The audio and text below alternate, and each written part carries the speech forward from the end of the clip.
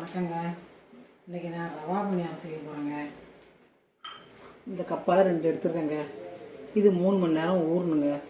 ஊறினதுக்கப்புறம் இதுக்கு ஒரு 150 வெல்லத்தை நசுக்கி தண்ணியை கரைச்சி பாகு மாரி காய்ச்சி அதை போட்டு கரைச்சி ஊற்றணுங்க.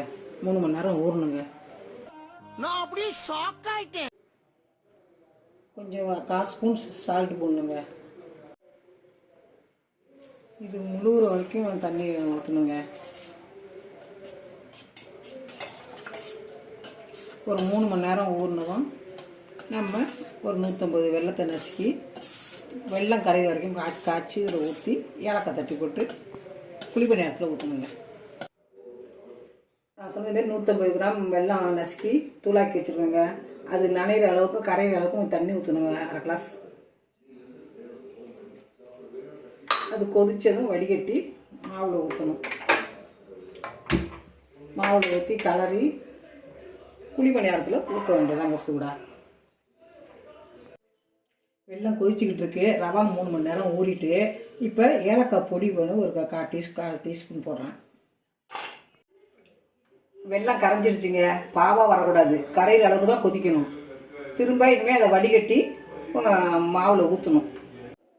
காய்ச்சின வெல்லத்தை இப்போ வடிகட்டி ஊற்றணும். ஏன்னா மண்ணு இன்னும் இருக்கும், அதனால் வடிகட்டி தான் ஊற்றணும்.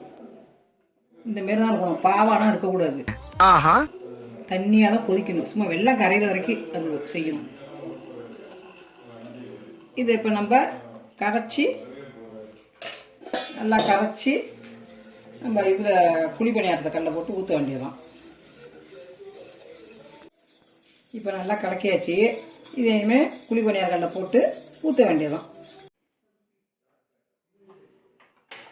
இப்போ அடுப்பு கல்லை போட்டு அடுப்பு பற்ற வைக்கிறேன். சூடானதும் ஊற்ற வேண்டியதும். சூடு வந்துட்டு இப்போ குழிப்பணியார கல்லில் ஊற்ற போகிறோம்.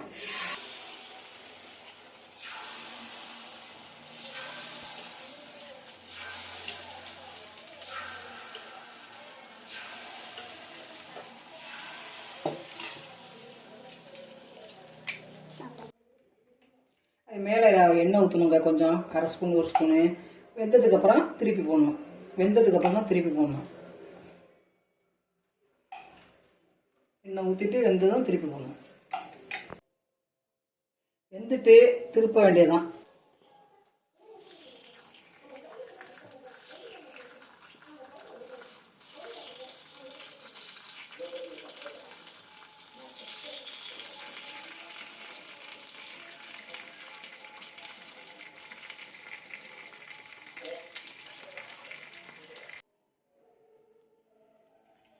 பணியாரம் செஞ்சாச்சு.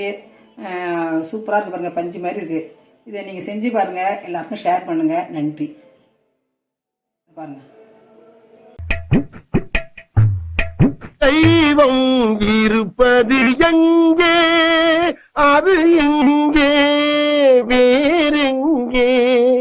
அக்கா அக்கா, சீக்கிரம் வாக்கா, சீக்கிரம் வந்து தோத்த போடு.